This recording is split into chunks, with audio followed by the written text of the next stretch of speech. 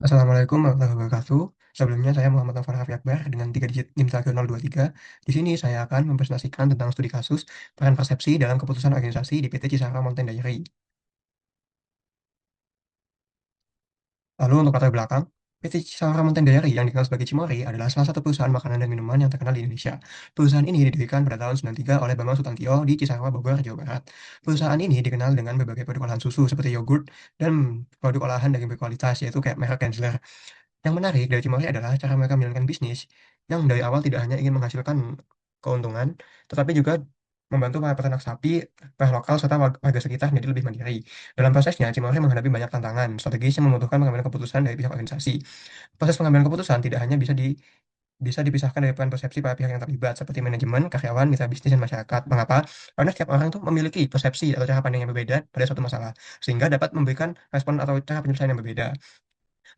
Persepsi yang ada di dalam organisasi bisa mengaruhi cara masalah dikenali, cara aktif penyelesaian diujikan, dan akhirnya keputusan yang diambil. Proses persepsi di PT Cimory. Proses persepsi adalah cara seseorang memahami dan memberikan arti pada sesuatu yang diterima melalui indera, sehingga mempengaruhi cara beraksi dan berperilaku. Dalam konteks organisasi, Organisasi Mori, proses persepsi dapat dijelaskan melalui beberapa tahapan. Yang pertama, tahap stimulus, yaitu penerimaan informasi. Karyawan dan manajemen Cimory selalu menerima bagaimana berbagai pengaruh dari lingkungan di dalam dan luar perusahaan. Berdasarkan penelitian terkait sistem manajemen pengendalian Cimory, perusahaan secara teratur menyampaikan informasi mengenai kebijakan, rencana, dan hasil penyampaian keberlanjutan kepada seluruh bagian organisasi sebagai cara untuk meningkatkan pemahaman dan keterlibatan para karyawan. Komunikasi yang dilakukan secara rutin menjadi rangsangan yang diterima oleh semua anggota organisasi. Jadi, setiap masalah yang ada itu selalu disampaikan oleh manajemen kepada setiap aspek karyawan agar bisa menstimulus dan menerima informasi secara lancar tanpa ada hambatan. Lalu ada tahap seleksi, yaitu perhatian selektif. Tidak hanya semua informasi yang diterima akan diberi perhatian yang sama. Di dalam Individu di dalam sebuah organisasi biasanya memilih informasi yang sesuai dengan kepentingan, latar belakang, atau pengalaman pribadi mereka. Dalam penelitian mengenai budaya organisasi di Cimory, terlihat bahwa para karyawan memahami praktik keberlanjutan perusahaan dengan tingkat pemahaman yang tidak sama. Perbedaan ini menunjukkan bahwa karyawan mengalami proses pengalihan informasi di mana lebih fokus pada hal yang berkaitan dengan pekerjaan dan tugas yang mereka kerjakan. Jadi setiap ada masalah yang ada atau suatu krisis, maka karyawan tuh memiliki sudut pandang yang berbeda. Itu tergantung pada hal-hal yang mereka kerjakan dan tugas mereka kerjakan. Jadi mereka memandang itu sesuai dengan apa yang mereka ketahui, apa yang mereka kerjakan, dan apa yang mereka lakukan. Lalu ada tahap organisasi dan interpretasi. Setelah informasi dipilih, seseorang akan menyusun dan memahami lagi informasi tersebut berdasarkan pola pikir yang sudah dimilikinya.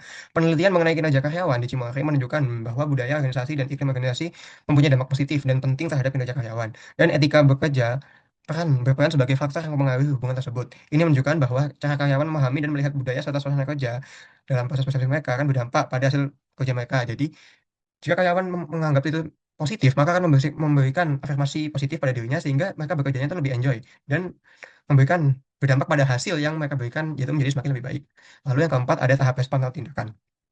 Berdasarkan pemahaman yang dilakukan, individu kemudian memberikan tanggapan dalam bentuk sikap atau tindakan. Contohnya adalah Miss Cimory yang membantu ibu-ibu rumah tangga menjadi pihak yang mengedarkan produk tersebut.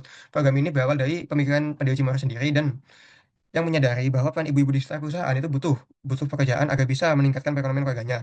Persepsi tersebut kemudian diubah menjadi tindakan nyata melalui program pemberdayaan yang sampai saat ini telah melibatkan lebih dari 4.000 ibu rumah tangga. Jadi Cimory ini adaptif. Dia tahu kalau ibu-ibu rumah tangga itu juga nggak selamanya hanya ibu-ibu biasa tanpa penghasilan. Akhirnya mereka membuat program Miss Cimory yang sudah melibatkan lebih dari 4.000 ibu rumah tangga sehingga berdampak pada perekonomian keluarganya.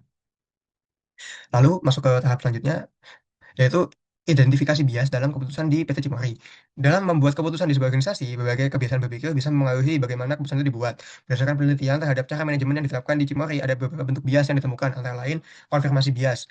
Bias ini ketika seseorang mengambil keputusan lebih memilih mencari dan memahami informasi yang sesuai dengan keyakinan atau pendapat yang sudah dimiliki sebelumnya, sedangkan mengabaikan informasi yang bertentangan dengan hal itu. Dalam kasus ini, penelitian mengenai rantai nilai menunjukkan bahwa perusahaan memiliki hubungan yang disebut kaptif dengan pemasok utama, yaitu KUD Giritani dan KUD Cipanas. Hubungan ini bisa menyebabkan bias konfirmasi, di mana manajemen lebih suka mencari informasi yang mendukung keyakinan bahwa hubungan dengan KUD sudah berjalan baik, tapi mengabaikan tanda-tanda masalah yang mungkin muncul. Jadi bias konfirmasi itu lebih tepatnya dia tuh memahami mengambil keputusan itu dengan hal yang dia pahami saja, tanpa memikirkan atau memperhatikan aspek-aspek yang lain sehingga bisa menimbulkan dua persepsi yang berbeda. Lalu ada overconfidence bias atau terlalu percaya diri. Bias ini terjadi ketika seorang terlalu percaya pada penilaian atau kemampuan yang dimilikinya. Cimory mengalami pertumbuhan keuangan yang sangat mengesankan dengan peningkatan laba bersih sebesar 17,8% menjadi 1,25 triliun pada tahun 2023. Kesuksesan ini tuh membuat manajemen terlalu percaya diri sehingga kurang siap menghadapi risiko atau masalah yang mungkin terjadi. Jadi dia tuh terlalu pede dengan apa yang dimiliki. Kayak misal di tahun lalu dia udah sukses memberikan laba sebesar 1,25 triliun, maka dia akan menganggap, oh, tahun depan aku bisa. Padahal namanya step gantian tahun pasti akan ada krisis atau hal yang mungkin perlu penyesuaian sehingga bisa menimbulkan entah itu keuntungan atau kerugian. Lalu ada anchoring bias atau bias jangkar. Bias ini bisa terjadi ketika seorang terlalu bergantung pada informasi pertama yang didengar atau diterima saat memutuskan sesuatu. Dalam kasus Kimari, keputusan awal membeli susu dari peternak dengan harga 10% lebih tinggi dari harga pasar bisa menjadi acuan mempengaruhi kebijakan pengadaan susu di masa-masa berikutnya meskipun kondisi pasar berubah. Jadi dia terlalu bergantung pada informasi pertama yang contohnya dia tuh mau mengambil susu dari peternak yang harganya padahal 10% lebih tinggi. Dia hanya mempertahankan bahwa oh aku membantu nih para peternak lokal. Namun dia nggak research atau mencari di kalau di tahun-tahun depan bagaimana ya apakah keputusan ini tuh masih worth it atau enggak. Karena kondisi pasar tuh semakin tahun tuh selalu berubah. Lalu ada suatu status quo bias. Bias ini membuat keputusan lebih suka menjaga kondisi saat ini dan tidak ingin mengubahnya. Dalam analisis strategi keberlanjutan Cimory, disebutkan bahwa perusahaan menghadapi tantangan-tantangan yang mengintegrasikan kebijakan ESG karena cenderung mempertahankan praktik-praktik yang sudah ada dijalankan sebelumnya. Jadi dia tuh nggak mau adaptasi dengan perubahan tahun atau perubahan keadaan. Dia hanya menggunakan sistem-sistem yang lama yang mungkin sudah ketinggalan zaman atau cenderung menghambat perkembangan dalam organisasi. Lalu ada contoh kasus bias. Yang pertama, persepsi tentang tantangan keberlanjutan. Cimory terkenal karena berkomitmen untuk meningkatkan kesejahteraan masyarakat melalui berbagai program seperti Miss Cimory dan kerjasama dengan peternak sapi lokal. Namun di sisi lain, perusahaan itu menghadapi tantangan lingkungan, yaitu emisi gas rumah kaca yang berasal dari peternakan sapi, serta volume limbah kemasan yang semakin meningkat seiring dengan berkembangnya bisnis. Jadi dengan keputusan yang diambil, dia tuh malah cenderung menghadapi banyak tantangan seperti emisi gas rumah kaca yang berasal dari peternak sapi dan limbah kemasan yang semakin banyak dengan yang seiring perkembangan bisnisnya. Jadi keputusan yang diambil itu tidak berimbang antara hal yang didapatkan atau positifnya dengan negatifnya. Lalu ada bias persepsi yang terjadi. Manajemen Cimory mungkin memiliki bias optimisme yaitu cenderung fokus pada hal-hal positif dari program-program pemberdayaan sosial yang telah berjalan baik sehingga kurang perhatikan atau menganggap remeh dampak negatif yang mungkin terjadi pada lingkungan. Padahal buku-buku tentang manajemen strategis menyatakan bahwa naiknya produksi secara berimbang dengan pertumbuhan keuangan yang cepat justru membuat dampak lingkungan perusahaan semakin besar. Jadi dia tuh hanya cenderung pada fokus-fokus pada hal positif dari program pemberdayaan sosial yang telah berjalan baik. Jadi nggak memperhatikan atau dampak negatif yang ada yang memberikan dampak negatif pada lingkungan. Padahal di buku-buku manajemen itu menyatakan bahwa semakin tingginya produksi, maka seimbang dengan pertumbuhan keuangan yang memberikan dampak lingkungan perusahaan semakin besar. Lalu ada dampaknya. Karena dampak bias ini, proses pengintegrasian ESG atau lingkungan sosial dan tata kelola menjadi tidak cukup dalam dalam dan tidak terkoordinasi dengan baik. Perusahaan cenderung melakukan kegiatan CSR mereka lebih banyak daripada membuat rencana keberlanjutan yang benar-benar berubah dan adil. Padahal, menurut penelitian mengenai Humas Cimory, perusahaan sebenarnya sudah mempunyai cara untuk mendengarkan dan menerima keinginan serta harapan masyarakat termasuk kritik dan saran. Jadi perusahaan itu hanya fokus pada CSR yang hanya membuat rencana keberlanjutan dan benar-benar berubah adil. Padahal pada penelitian dari Perusahaan Humas Cimory, perusahaan itu sudah mempunyai cara tersendiri untuk menangani hal tersebut.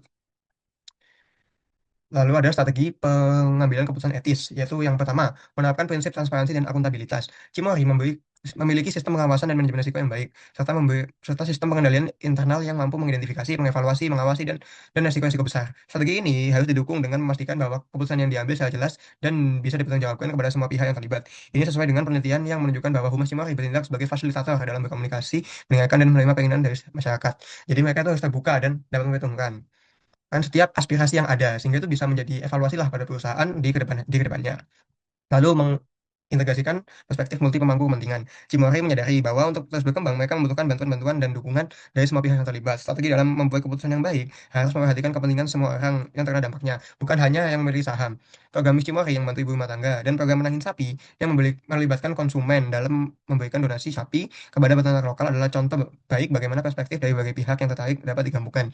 Jadi kalau kita memberikan keuntungan tuh jangan hanya kepada internal atau pada pemegang saham, manajemen dan lain-lain, namun juga harus memberikan kepada masyarakat juga seperti program Cimory dan menangin sapi, sehingga itu bisa memberikan dampak positif bagi masyarakat. Lalu ada mengintegrasikan prinsip keberlanjutan dalam setiap keputusan. Analisis strategi berkelanjutan Cimory menunjukkan bahwa diperlukan penyelarasan kebijakan ESG yang lebih dalam dan teratur. Strategi ini dapat diterapkan dengan menjadikan prinsip keberlanjutan sebagai salah satu syarat utama dalam pengembangan keputusan strategis, bukan hanya tambahan atau laporan CSR. Jadi keberlanjutan itu sangat penting ya. Jadi jangan hanya kita mengandalkan CSR atau apa CSR. Kita kalau mau berubah atau maju harus mengedepankan keberlanjutan dalam satu perusahaan. Lalu ada membentuk tata kerja yang baik agar semua orang bisa membuat keputusan yang benar dan adil. Penelitian mengenai kinerja karyawan di Cimori menunjukkan bahwa budaya organisasi memengaruhi kinerja karyawan secara positif dan signifikan, di mana ketika etika kerja berperan sebagai faktor yang mempengaruhi hubungan tersebut. Oleh karena itu, Cimori perlu terus membangun dan mendorong budaya kerja yang menerapkan nilai-nilai etika dan keberlanjutan dalam setiap aktivitas sehari-hari. Pendekatan yang bisa dilakukan adalah berkomunikasi secara teratur mengenai kebijakan, rencana, dan hasil penyampaian keberlanjutan kepada seluruh organisasi. Jadi kita harus apa ya, informatif lah kepada semua bagian dari organisasi seperti kebijakan baru, rencana ke depannya, dan hasil pencapaian agar tidak terjadi miskomunikasi. Lalu yang terakhir menerapkan debiasing teknik untuk mengurangi bias. Jadi untuk mengurangi bias dalam membuat keputusan, Cimari bisa menggunakan beberapa metode debiasing seperti mendorong pendekatan devil advokasi, yaitu meminta seorang atau tim untuk sengaja mencari kelemahan dalam usulan keputusan tertentu. Jadi dia kayak mencari gap lah atau celah sehingga keputusan itu tuh bisa disempurnakan. Lalu yang kedua, menggunakan analisis skenario, yaitu mempertimbangkan berbagai kemungkinan hasil dari suatu keputusan termasuk skenario yang paling buruk. Melibatkan pandangan dari luar, yaitu mengajak orang yang tidak terkait untuk memberikan saran saat mengambil keputusan penting. Jadi dia kayak menskenariokan bagaimana kalau keputusan itu benar-benar gagal. Dan dia juga mengajak orang lain untuk memberikan sudut pandang yang berbeda. Sehingga keputusan itu tuh udah kemungkinan berhasilnya itu 90% atau 90%. Jadi gagalnya sedikit. Lalu untuk teori pendukungnya yaitu ada teori persepsi dari Salomon Asch 1946. Teori ini menceritakan cara orang mengatur dan memahami informasi dari indera mereka agar bisa memaknai lingkungan sekitar. Dalam situasi organisasi, persepsi membantu karyawan memahami nilai-nilai perusahaan, aturan yang berlaku, serta cara berinteraksi dengan pihak-pihak yang terlibat. Dalam studi kasus ini, Cimari menunjukkan bahwa peran para karyawan itu memiliki tingkat pemahaman yang berbeda mengenai praktik keberlanjutan, yang mencerminkan perbedaan cara masing-masing individu memandang hal tersebut. Jadi, setiap manusia itu pasti mempunyai sudut pandang yang berbeda tentang suatu masalah. Dan pasti keputusannya itu juga berbeda atau cara penyelesaiannya. Oleh karena itu, kita harus menyatukan perbedaan tersebut agar menjadi satu keputusan yang sesuai atau benar. Teori bias kognitif dari Kahneman dan Tversky 1974, teori ini memberikan penjelasan tentang bagaimana bias dan emosi heuristik mempengaruhi pengambilan keputusan dalam suatu ketidakpastian. Kahneman dan Tversky menemukan bahwa bias seperti anchoring bias, confirmation, dan overconfidence dapat mempengaruhi kualitas keputusan. Teori ini dapat menjelaskan potensi bias Cimory seperti optimisme, bias, dan dalam menilai dampak lingkungan. Lalu yang ketiga ada teori pengambilan keputusan etis, RES 1986. Menurut model RES, ada 4 komponen dalam pengambilan keputusan etis, yaitu sensitivitas etis, penilaian etis, intensi etis, dan perilaku etis. Penilaian tentang etika kerja di Cimory menunjukkan bahwa etika kerja memoderasi hubungan antara budaya kerja dan kinerja karyawan. Komponen perilaku etis dari model RES terkait dengan komponen ini. Lalu ada teori pemangku kepentingan dari Freeman 1984. Menurut teori ini, organisasi itu harus mempertimbangkan kepentingan dari semua pihak, bukan hanya pemegang saham saat membuat keputusan bisnis. Teori pemangku kepentingan dapat diterapkan dalam praktik bisnis. Contohnya yaitu Miss Cimori yang membantu ibu rumah tangga dan menangin sapi, itu membantu peternak sapi lokal. Lalu ada teori dynamic capabilities dari Tis, Bisano, dan Shun tahun 1997. Teori ini memberikan penjelasan tentang bagaimana organisasi dapat menghadapi lingkungan yang berubah cepat dengan menggabungkan, membangun, dan mengkonfigurasi ulang kompetensi internal dan eksternal. Analisis strategi keberlanjutan Cimory menggunakan pendekatan kapasitas dinamis, menunjukkan betapa pentingnya teori ini membuat strategi yang adaptif dan keberlanjutan. Jadi teori ini tuh harus diterapkan supaya strategi yang diberikan itu adaptif, yaitu kita tuh bisa beradaptasi dengan perkembangan atau lingkungan yang ada dan keberlanjutan. Bagaimana strategi itu bisa diterapkan di tahun-tahun selanjutnya. Lalu kesimpulannya, pada studi kasus ini bilang bahwa cara memandang sesuatu mempengaruhi cara persepsi atau pengambilan keputusan di perusahaan di Cimory yang dikenal dengan nama Cimory. Proses proses cara menerima dan memahami informasi melalui langkah-langkah seperti menerima rangsangan, memilih apa yang diperhatikan, menyusun informasi, memberi makna, dan memberi respon mempengaruhi bagaimana manajemen dan karyawan memahami berbagai masalah strategis, mulai dari pemberdayaan masyarakat hingga isu keberlanjutan lingkungan. Mendeteksi bias dalam pengambilan keputusan organisasi menunjukkan adanya kemungkinan bias seperti confirmation bias, overconfidence bias, dan anchoring bias, dan status quo bias yang bisa mempengaruhi kualitas keputusan tersebut. Contoh kasusnya yaitu tentang tantangan keberlanjutan menunjukkan bagaimana jika fokus terlalu banyak pada keberhasilan program sosial, maka perhatian terhadap dampak lingkungan bisa menjadi kurang terlihat. Nah, untuk mengatasi masalah tersebut, dibutuhkan pendekatan dalam mengambil keputusan yang etis. Pendekatan ini mencakup penerapan prinsip transparansi dan tanggung jawab, melibatkan berbagai pihak yang terkait, menciptakan budaya organisasi yang mendorong perilaku etis, dan menggunakan teknik untuk mengurangi prasangka serta mengintegrasikan prinsip-prinsip keberlanjutan dalam setiap keputusan yang diambil. Dengan menerapkan strategi tersut, Cimori itu bisa berkomitmen untuk menjalankan visinya untuk tumbuh secara keberlanjutan dan menjadi produsen makanan dan minuman yang terbaik di Indonesia, sekaligus tetap mempertahankan nilai-nilai etika dan keberlanjutan yang menjadi bagian dari identitas perusahaan sejak awal dibangun. Sekian, terima kasih.